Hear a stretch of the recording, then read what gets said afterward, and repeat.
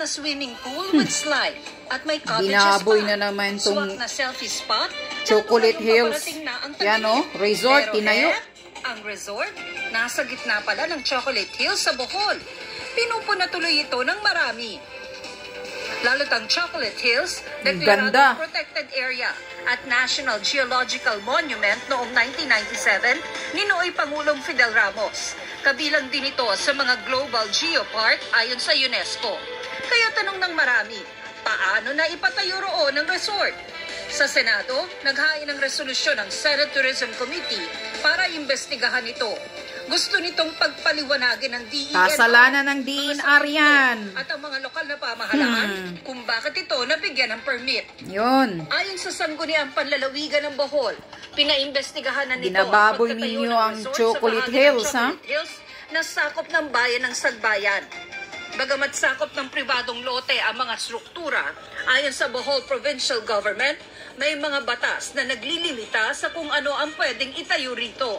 We have already sent our recommendations and requests to the DENR to hold in abeyance or to stop any construction within the protected area. As of now, we have not received any official written comments or feedback from the DENR, and so with the result of their investigation regarding the Captain's Peak Resort.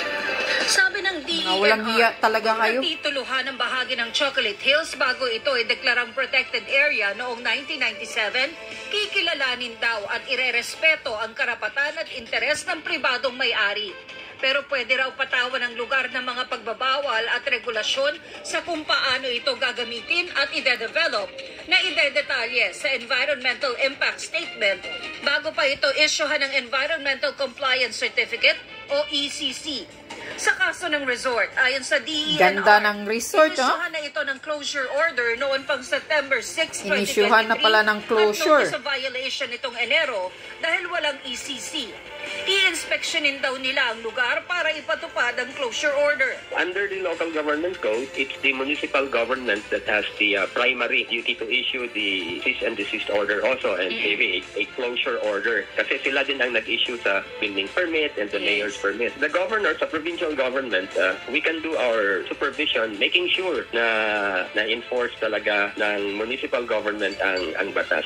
Ayon naman sa Department of Tourism, hindi accredited at wala ring application for accreditation ng resort sa Kagawaran. August 2023 pa raw sila nagpahayag ng pagkabahala at nakikipag-ugnayan sa Kapitolyo ng Bohol kaugnay ng issue.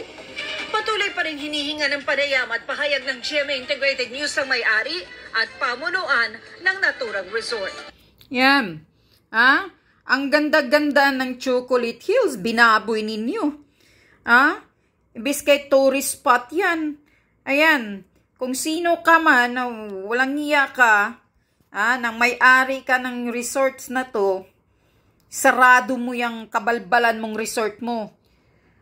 Tuloy-tuloy pa pala talaga yung pagpagawa ninyo. Ino-overtikan ninyo yung Chocolate Hills na ang ganda-ganda ng view ng Chocolate Hills, oh. Ginagawa ninyong kababuyan ninyo, mga baboy talaga. Hindi talaga kayo mahilig mag-reserve. I-reserve yung mga beauty spot natin sa Pilipinas. Imbis dyan, ang magandang tanawin, binababoy ninyo ng kawalang hiyaan ninyong resort ninyo. Sana napakinggan ko kay Raffy Tulfo kahapon. Inimbestigahan, tinatanong niya ang DENR. Kasalanan to ng DENR dahil nag-issue sila ng sila ang nag-issue ng permit daw sa pagpapagawa nitong resort na to.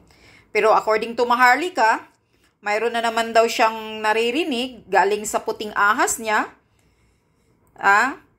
na galing daw kay Lisa Smugs ang utos. Kaya matagal na pala itong pinasarado noon, hindi pala ito natuloy. Tapos ngayon, pinagpapatuloy. Dahil daw may utos daw galing kay Lisa, Satanas. Yan ang sabi ni Maharlika na naririnig niya. Baka nga, galing kay Lisa. Kaya, Nagkaroon ng guts na pinagpapatuloy kahit may closure na noong September pa pala ito 2023, pinasarado na ito pero ngayon pinagpapatuloy. Walang hiya talaga kayo Itong gobyerno talagang ito, ang lahat ng kadimunyuhan pwedeng gagawin. Ang ganda-ganda ng Chocolate Hills, ino-overtake nyo ang view niya, no? Tingnan nyo, ang ganda ng view ng Chocolate Hills. Protected yan, hindi yan pwedeng galawin. May batas yan. Tapos ngayon, inaabuso ninyo, walang hiya talaga kayo.